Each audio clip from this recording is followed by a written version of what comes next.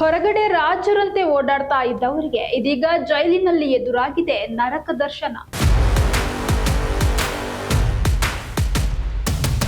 ಪರಪ್ಪನ ಅಗ್ರಹಾರ ಜೈಲಿನಲ್ಲಿ ಸೊಳ್ಳೆ ಕಾಟದಿಂದ ನಟ ದರ್ಶನ್ ಪರದಾಡ್ತಾ ಇದ್ರೆ ಪವಿತ್ರ ಗೌಡ ಅನಾರೋಗ್ಯದಿಂದ ಕೋರ್ಟ್ ವಿಚಾರಣೆಗೆ ಗೈರಾಗಿದ್ದಾರೆ.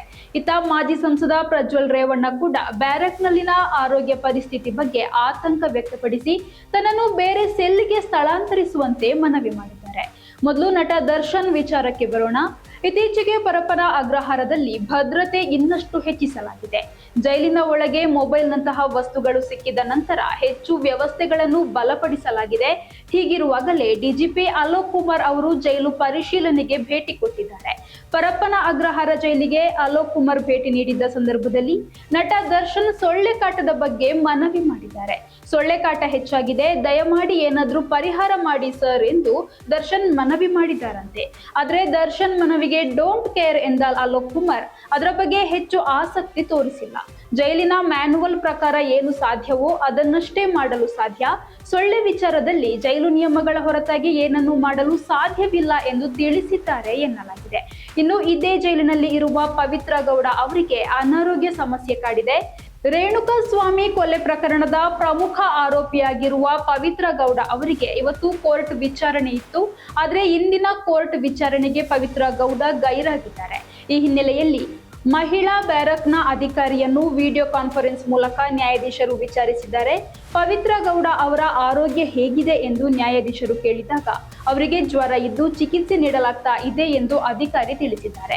ಪವಿತ್ರ ಗೌಡ ಅವರಿಗೆ ಸೂಕ್ತ ವೈದ್ಯಕೀಯ ಸೌಲಭ್ಯ ಒದಗಿಸುವಂತೆ ನ್ಯಾಯಾಧೀಶರು ಸೂಚಿಸಿದ್ದಾರೆ. ಇನ್ನು ಮತ್ತೊಂದೆಡೆ ಮಾಜಿ ಸಂಸದ ಪ್ರಜ್ವಲ್ ರೇವಣ್ಣ ಕೂಡ ಜೈಲಿನ ಪರಿಸ್ಥಿತಿ ಬಗ್ಗೆ ಅಸಮಾಧಾನ ವ್ಯಕ್ತಪಡಿಸಿದ್ದಾರೆ. ಜೈಲಿನಲ್ಲಿ ಕೂಡ ವಿಐಪಿ ಬ್ಯಾರಕ್ನಲ್ಲಿ ಇದ್ರು ಪ್ರಜ್ವಲ್ ರೇವಣ್ಣ, ಅಲ್ಲಿಯೇ ಆರಾಮಾಗಿ ಇರ್ಬೋದಿತ್ತು. ಅದು ಬಿಟ್ಟು ತನ್ನ ಹಳೆ ಚಾಳಿ ಬಿಡದೆ ಮೊಬೈಲ್ ಬಳಸಿ ರೆಡ್ ಹ್ಯಾಂಡ್ ಆಗಿ ಸಿಕ್ಕಿಬಿದ್ದು ಅದಾದ ಬಳಿಕ ವಿಶೇಷ ಭದ್ರತಾ ವಿಭಾಗದ ಬ್ಯಾರಕ್ನಿಂದ ಸಾಮಾನ್ಯ ಕೈದಿಗಳ ಬ್ಯಾರಕ್ಗೆ ಸ್ಥಳಾಂತರಿಸಲಾಗಿದೆ. ಇಲ್ಲಿ ಸಾಮಾನ್ಯ ಕೈದಿಗಳ ಜೀವನ ಅವರಿಗೆ ಸಂಕಷ್ಟವನ್ನು ತಂದಿದೆ. ನಂಗಿಲ್ಲಿ ಆಗ್ತಾ ಇಲ್ಲ, ಸ್ಥಳಾಂತರಿಸಿ ಅಂತ ಮನವಿ ಮಾಡ್ತಾ ಇದ್ದಾರಂತೆ.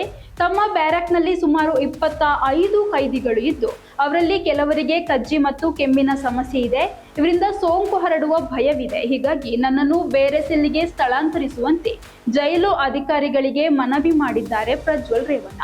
ಎಲ್ಲರೂ ಒಂದೇ ಶೌಚಾಲಯ ಬಳಸಬೇಕಿದ್ದು ಈ ಬ್ಯಾರಕ್ನ ವಾತಾವರಣ ತನಗೆ ಹೊಂದಿಕೆಯಾಗ್ತಾ ಇಲ್ಲ ಎಂದು ಪ್ರಜ್ವಲ್ ತಮ್ಮ ಪ್ರಾಬ್ಲಮ್ ಏನಿದೆ ಅದನ್ನು ಹೇಳ್ಕೊಂಡಿದ್ದಾರೆ.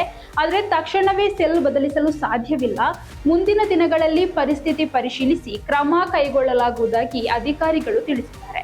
ಒಟ್ಟಿನಲ್ಲಿ ಪರಪ್ಪನ ಅಗ್ರಹಾರ ಜೈಲಿನಲ್ಲಿ ದರ್ಶನ್ಗೆ ಸೊಳ್ಳೆ ಕಾಟ, ಪವಿತ್ರ ಗೌಡಗೆ ಜ್ವರ, ಪ್ರಜ್ವಲ್ ರೇವಣ್ಣಗೆ ಸೋಂಕಿನ ಭೀತಿ ಎದುರಾಗಿದೆ.